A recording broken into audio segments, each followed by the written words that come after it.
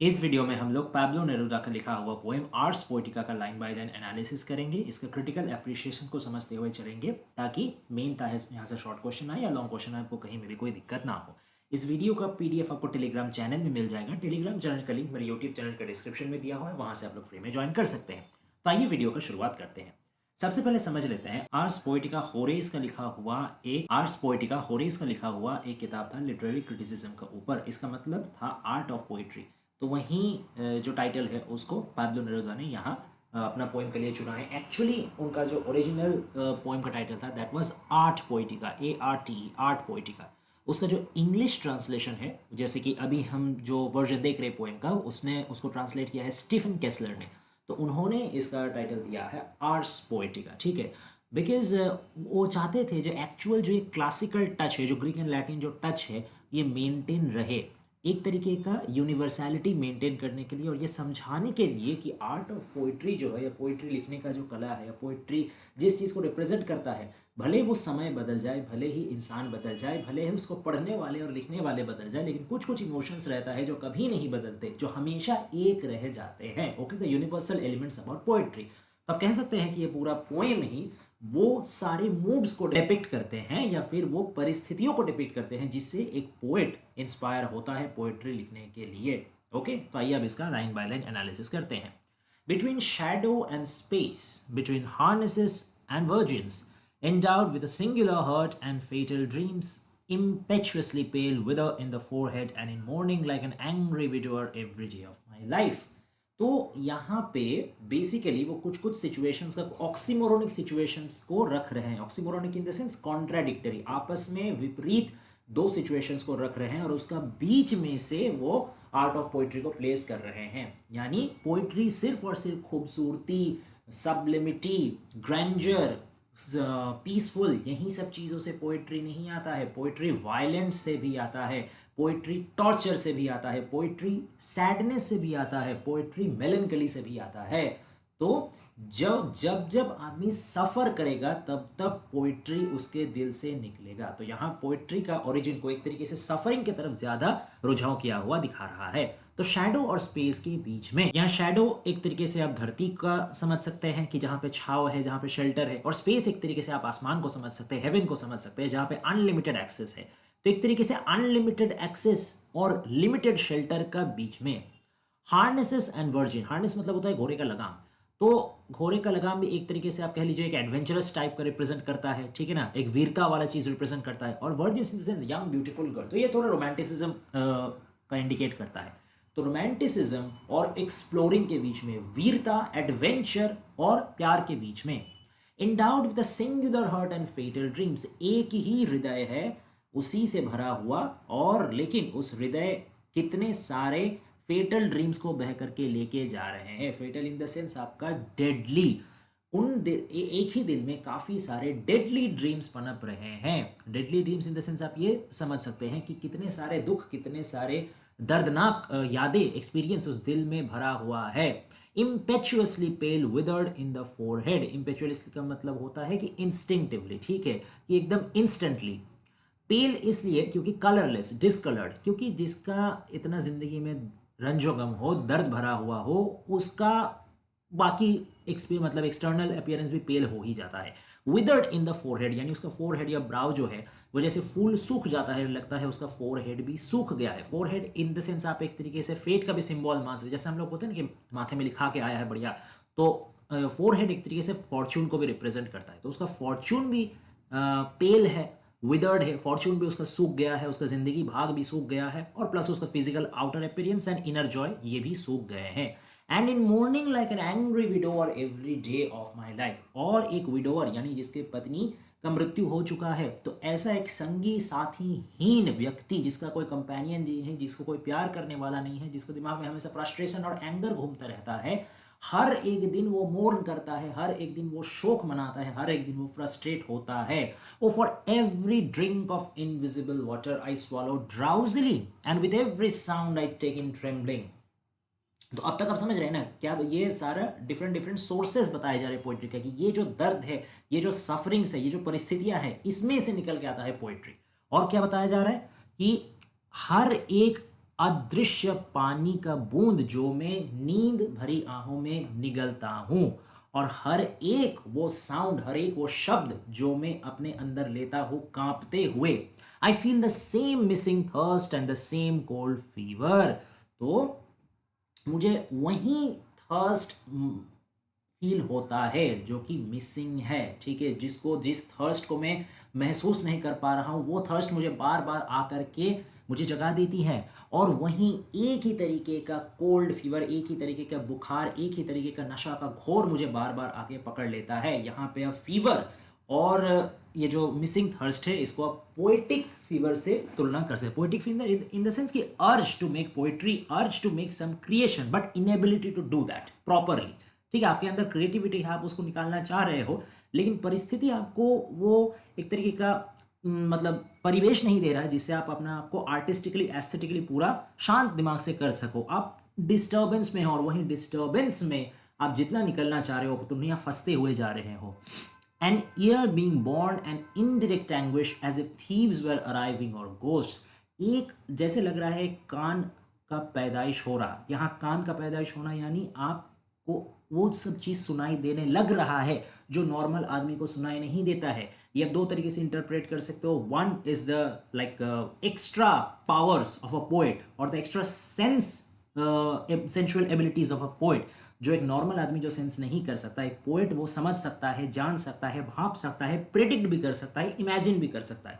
तो एक तरीके से जैसे लगता है उसके पास एक सुपरनेचुरल ईयर हो, वो अनहर्ड साउंड्स सुनने के लिए, अनहर्ड मेलोडीज सुनने के लिए, एंड इनडायरेक्ट एंग्विश, और एक तरीके का पनपता हुआ उसमें एक एंग्जाइटी भी है, ठीक है, एक दर्द भी है जिसको वो बयां नहीं कर पा रहा।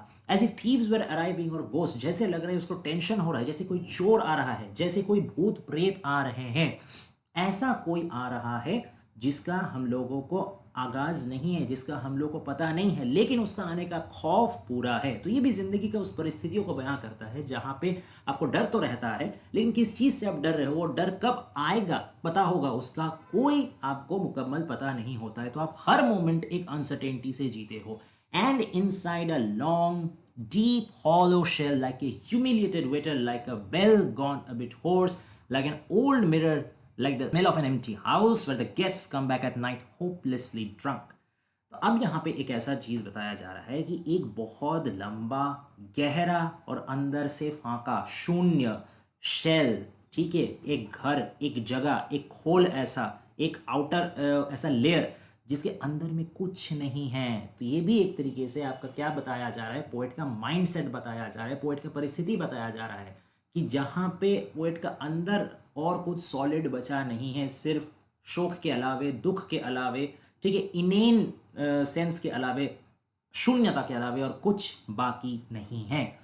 उसी रास्ते में, उसी वैक्यूम में से निकलेगा पोएट्री, उसी होपलेसनेस से निकलेगा ब्यूटीफुल पोएट्री, ठीक है, उसी डिस्पेयर से निकलेगा इंस्पिरेशन, जो कि आगे का लाखों लाखों प्रजन्मों को उद्बुद्ध करता रहेगा, प्रोत्साहित करता रहेगा। That is the beauty of poetry, that is the power of poetry. It can be generated from ex nihilo, okay, शून्य से ये तैयार हो सकता है। और किस किस परिस्थिति में वो पनप सकता है, लाइक एन ओल्ड मिरर। अब इसका एनालॉजी किया जा रहा है, इसको मतलब कंपेयर किया जा रहा है कुछ कुछ होपलेस टाइप का या डिस्कलर्ड टाइप का इमेजेस है। अब ध्यान दीजिए कैसे कैसे। ह्यूमिलिएटेड वेटर, ऐसा वेटर जो अपमानित होता हो, जिसको कोई कदर नहीं करता हो, हर कोई बस उसे अपना मन की बात मनवाता हो और ऐसे इंसल्ट करके जाता हो। Like a bell gone a bit hoarse, ऐसा एक बेल जो बजाते बजाते वो थोड़ा सा रफ हो गया है, खराब हो गया है।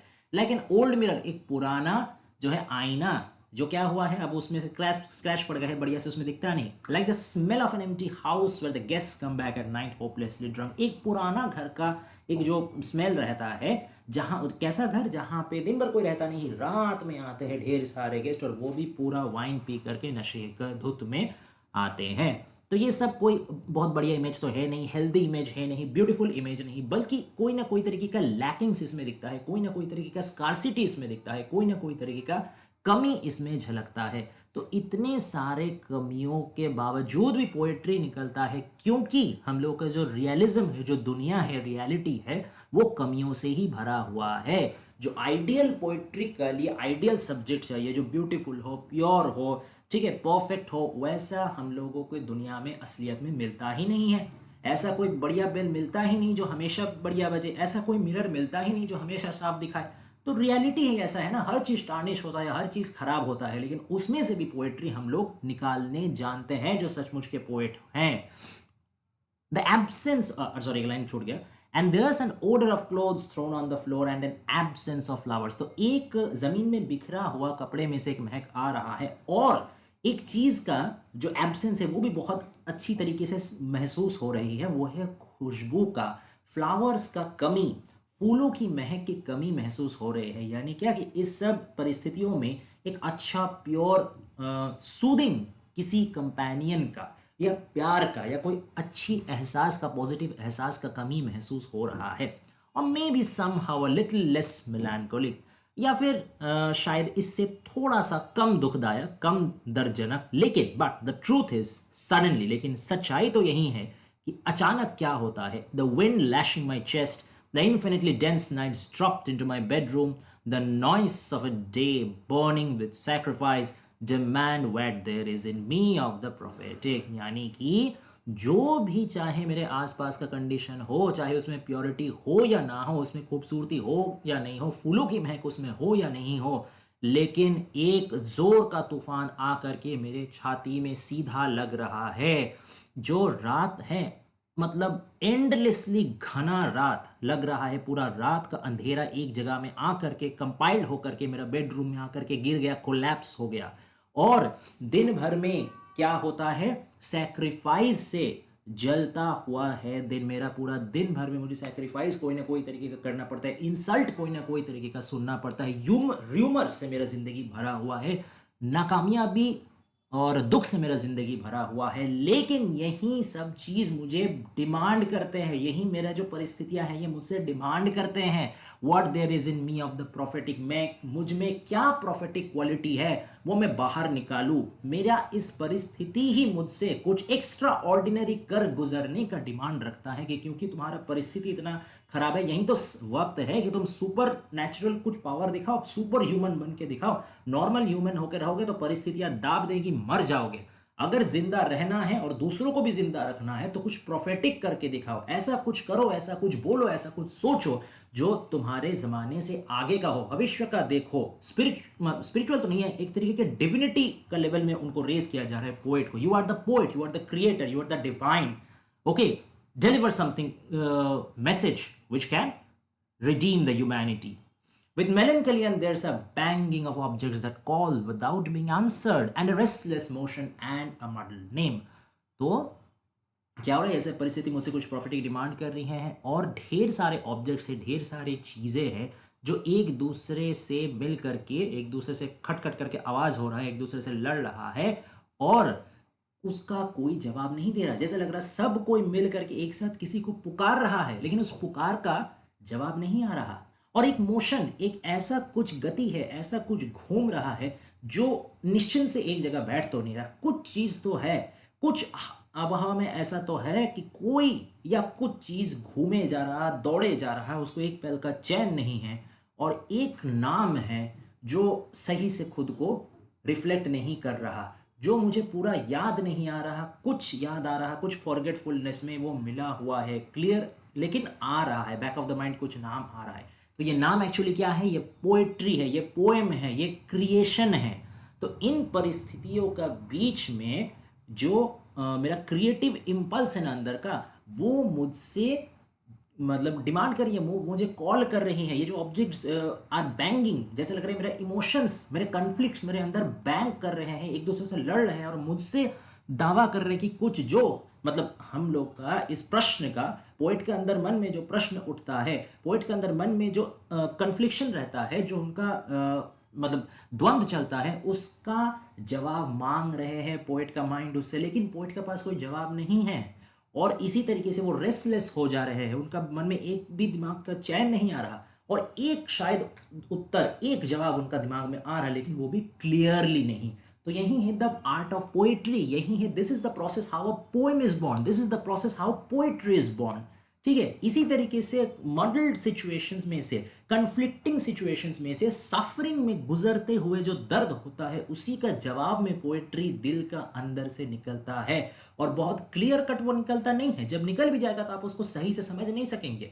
That leads to the unintelligibility of poetry. Poetry को कोई भी संपूर्ण समझ नहीं सकता है। यही उस पोएट्री का निखरा हुआ पोएट्री होने का सबसे बड़ा प्रमाण है।